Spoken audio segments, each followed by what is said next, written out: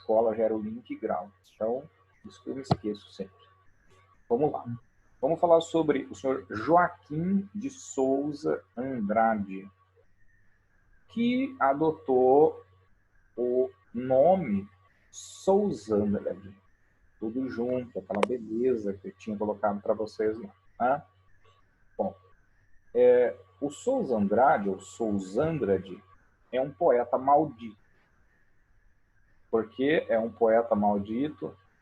Por conta das suas produções de cunho crítico em relação à igreja e também por conta das suas manifestações um tanto quanto polêmicas para o período em relação ao aculturamento exercido pela Europa e pelos Estados Unidos em relação ao Brasil, principalmente. Ele viveu, né, nos Estados Unidos, ele viveu na Europa e para ele havia essa imposição dos demais países em relação ao Brasil, que acabava cedendo a. Nossa, como ele tinha notado isso, né? É um precursor do viralatismo social, né? Bom, o que mais importante, além do fato de ser um poeta maldito? Ele era considerado louco e maníaco. E ninguém entendia o que ele escrevia. Pô, esse cara é louco, né? Como assim? Ele escreveu um livro chamado Gueza, o Gueza Errante. E nesse livro tem lá um camarada, um indígena da Colômbia, da região andina, que é manipulado, que é dominado em Nova York e acaba sendo executado em Nova York. O que é isso, cara? Que coisa bizarra. De onde ele tirou isso? Aí depois você lê Macunaíma, de 1928, você fala, o Souza Andrade não era tão louco assim. O Mário de Andrade é mais louco que ele. Na verdade, o Souza Andrade era um homem que estava artisticamente à frente do seu tempo. Tá? Ele era um visionário. Ele era muito inovador. Tá? Ele só foi entendido, pessoal, 60, 70 anos depois de ele ter feito as suas publicações. E ele já apresentava um pouco daquela iconoclastia que nós observaremos na primeira fase do modernismo no Brasil. Ele já era um irreverente, ele já não seguia modelos, ele tinha uma linguagem totalmente inovadora, tá? Por isso, na época, ele foi considerado louco e maníaco. Após 60 anos de sua morte, passou a ser considerado o poeta que mais se aproxima, tanto pelas audácias formais, como pela sofrida humanidade, da atmosfera rarefeita da poesia contemporânea, que assim encontra na complexidade humana do poeta maranhense um de seus mais surpreendentes precursores. Então, precursor do modernismo, precursor da literatura contemporânea, por conta do seu estilo de linguagem, por conta da sua abordagem, por conta de não seguir os padrões do romantismo daquele momento, né? E o que é que tinha nele, né, que o diferenciava de tudo? Ele publicou, pessoal, essa obra aqui, o Gueza, tá? É um poema épico. Se eu estou falando que é um poema épico, significa que conta uma história, tá? Uma história protagonizada por um herói. Quem é o herói? É o Gueza, tá? O personagem da obra dele, tá? Vamos lá. Seu poema mais famoso é o Gueza, também chamado de o Gueza Errante, tá? Escrito em... Esquito não, tá? Esquito, mosquito, né? Escrito entre 1858 e 1888. Composto por 13 cantos, os cantos são aquelas divisões, né, das estrofes, tá? Inspirado em uma lenda andina, na qual uma adolescente, o Gueza, seria sacrificado em oferecimento aos deuses. O índio, porém, consegue fugir e passa a morar em uma das maiores ruas de Nova York, a Wall Street.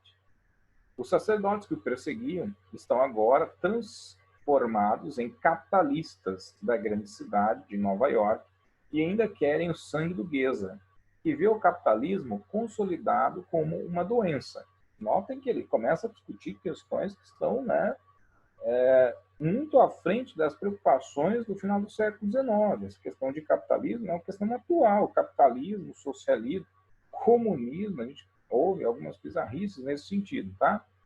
Dotada de pinceladas autobiográficas, o Goebbels denuncia o drama dos povos indígenas, a exploração dos povos europeus. Então, só que aí o que acontece? Ele é obrigado, para se refugiar, para poder sobreviver, ele é obrigado a ir para Nova York. Ele é obrigado a se refugiar no terreno do aculturador, para poder, né, superar.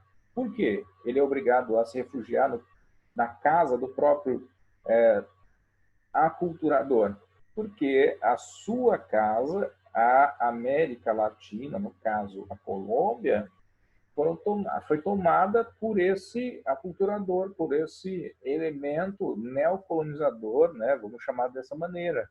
Então, há uma reflexão bastante atual, inclusive, em relação a essa obra, o Guisa Errante, que consolidou o Sousa Andrade como, né, um grande poeta da terceira fase do romantismo. Notem que aqui há um engajamento, há discussão sobre questões sociopolíticas atuais, não há tanto a evasão, assim o uso da fantasia em nome da reflexão de um tema que era, na perspectiva dele, atual, mas que poucos observavam. Isso não era discutido na época ainda, tá? Bom, é isso, tá, pessoal? Espero que vocês tenham assimilado a matéria e, caso alguém tenha alguma dúvida, fale agora ou cale-se para sempre, porque eu estou estourando o tempo, né? Eu tenho aula com uma outra turminha daqui a pouquinho. Alguém tem alguma pergunta, gente? Então, o Joaquim, ele é precursor do que você falou? Ele é o precursor da literatura modernista, tá? Tá. Deixa eu voltar aqui. Então ele já sai um pouco do romantismo. Oi? Ele já sai um pouco do romantismo. Então, a gente vai falar, Ana Clara, que ele é um poeta romântico, isso é indiscutível. Por quê? Quando é que ele viveu? Final do século XIX. Qual era a corrente literária? O romantismo. Mas, né, olha só, ele era considerado louco e maníaco. Por quê? Porque aquilo sobre o que ele falava normalmente não era abordado pelos românticos. Não era a preocupação deles. Eles estavam preocupados em república, abolição, industrialização. E ele não estava falando sobre isso. Ele já estava falando sobre, né, a exploração exercida pelos países desenvolvidos em relação aos países subdesenvolvidos.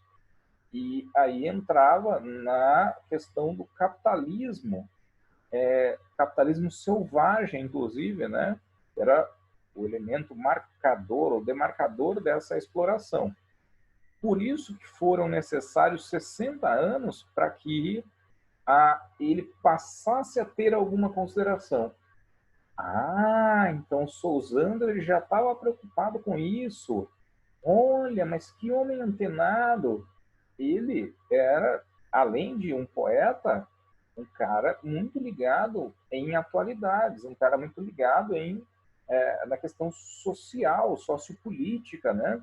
A obra dele era uma arma de combate, mas não adiantava de nada. O combate dele era fracassado porque ele falava sobre algo que as pessoas ainda não entendiam. E, portanto, se elas não entendiam, não constitui um problema ainda. Mas do que ele está falando? Né? Nossa, é como se alguém hoje manifestasse, não que as pessoas façam isso, né? O mundo será tomado pelo comunismo. Há uma diversidade de pessoas que, né, são comunistas, não assumem isso, mas elas estão aí para assumir o poder.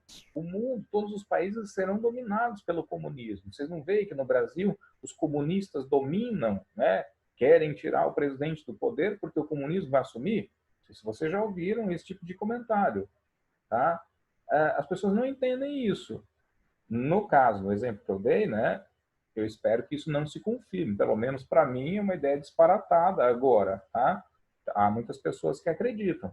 Daqui 60 anos, o mundo é comunista. Aí eu vou dizer, olha, aquela pessoa que me falou aquilo realmente era uma pessoa à frente do seu tempo, não era uma pessoa louca, como eu acreditava na época. É mais ou menos a relação do Joaquim de Souza Andrade, ou Souza Andrade. Ele estava falando sobre, né, os Estados Unidos influenciarem a América Latina, né, os países andinos, mais precisamente, mas aí você pode entender que é toda a América Latina, e a Europa influenciar também da mesma maneira. Então havia uma competição entre Estados Unidos e os países da Europa em relação às riquezas que podiam ser extraídas desses países.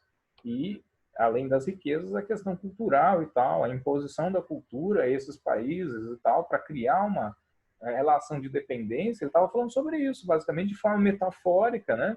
Usando um universo fantástico, mas você deve perceber que esse universo fantástico é, na maioria das vezes, uma solução muito inteligente para se discutir questões sérias. É o que é feito, por exemplo, no Alice no País das Maravilhas. Coloca uma história infantil para discutir uma questão filosófica super intrincada, super aprofundada. Tá? Por isso que ele não foi entendido na sua época. Entendeu, Ana? Sim, obrigada. Mais alguém, gente? Não? Então tá. É isso, gente. Vou encerrar minha aula para começar a aula com outra turma. Vocês também têm aula com o Evandro logo mais, tá? Foi um prazer ouvi-los e revê-los, né? No caso de alguns. Tava com saudade de verificar o Vicenzo arrumando o cabelo, né? Exatamente. E é isso, gente. Até a próxima semana, então, com o nosso horário normal. Tá bom? Falou, Zé. Tá, gente. Tchau, Zé. Tchau, gente.